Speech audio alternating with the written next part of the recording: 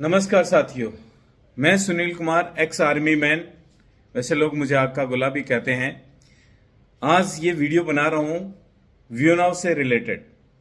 वियोनाव के अंदर मेरी जर्नी शुरू हुई 27 नवंबर 2022 को एक पार्टिकल के साथ। मैंने एक पार्टिकल लगाया और वियोनाव को जाना, समझा कि वियोनाव किस टेक्नोलॉजी पे क्या काम कर रहा है और कैसे काम कर रहा है। वियोनाव के डेटा सेंटर जो मोटा के अंदर है, गाजियाबाद में, मोहाली के अंदर है, और रायबरेली के पास, हरचंदपुर के पास है, और जितने भी वियोनाव के डेटा सेंटर्स हैं उनको मैंने विजिट किया और मुझे लगा कि ये आने वाली टेक्नोलॉजी है, आने वाला जमाना इसी टेक्नोलॉजी के माध्यम से है, क्योंकि डेटा सेंटर के बिना कोई भी टेक्नोलॉजी ड्राइव नहीं हो सकती। पूरी दुनिया इस पे डिपेंड है।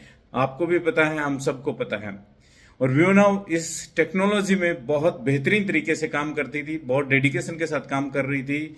लेकिन 17 अक्टूबर 2024 को माननीय एजेंसी के द्वारा वियोनाव पे रेड की जाती है और फेमा लगा दिया जाता है। 1 महीने तक फेमा लगाने के बाद पीएमएलए लगाया गया और पीएमएलए के माध्यम से वियोनाव का केस आगे बढ़ता है।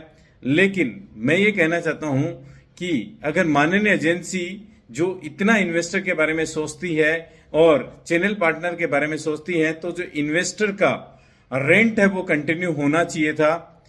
आप कंपनी की इन्वेस्टिगेशन कीजिए, हमें कोई एतराज नहीं है। कंपनी से सारा हिसाब किताब मांगिए कि वो क्या कर रही है, कैसे कर रही है, क्यों कर रही है। किसी इन्वेस्टर को, किसी चैनल पार्टनर को कोई एतराज नहीं है।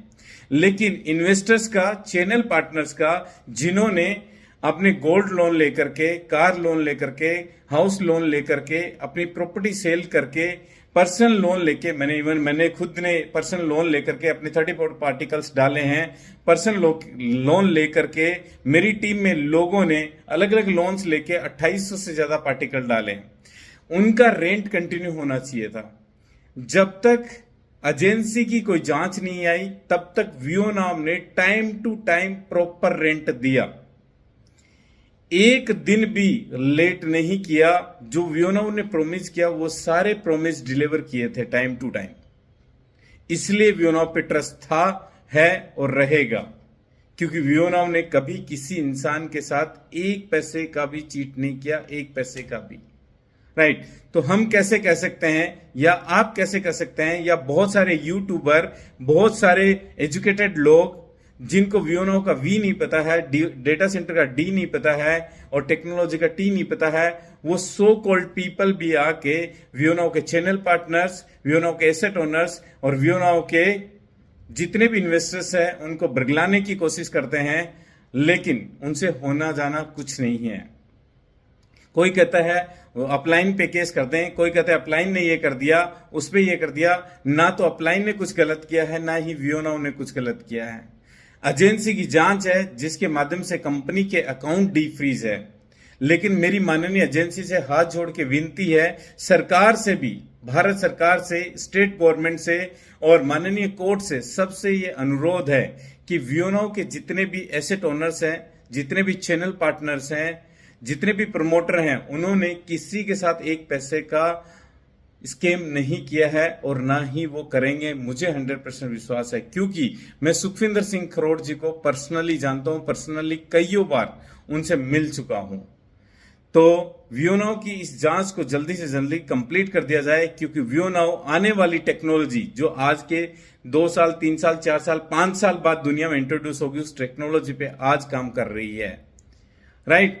और मैं 100% विश्वास के साथ ये बात कह सकता हूं कि वियोनाव कभी किसी के साथ गलत नहीं कर सकती। सुखी सर ने कभी किसी के साथ गलत नहीं किया और 100% वो देश को, ये प्राउड मूवमेंट होगा देश के लिए कि देश से निकला हुआ एक शख्स पूरी दुनिया में उस टेक्नोलॉजी को लेके जा रहा है, उस टेक्नोलॉजी पे काम कर रहा है। और जितने भी लोग हैं जो लोगों को बरगलाते हैं अपनी रोटियां सेकने के लिए, अपने व्यूज बढ़ाने के लिए, वो ये काम ना करें।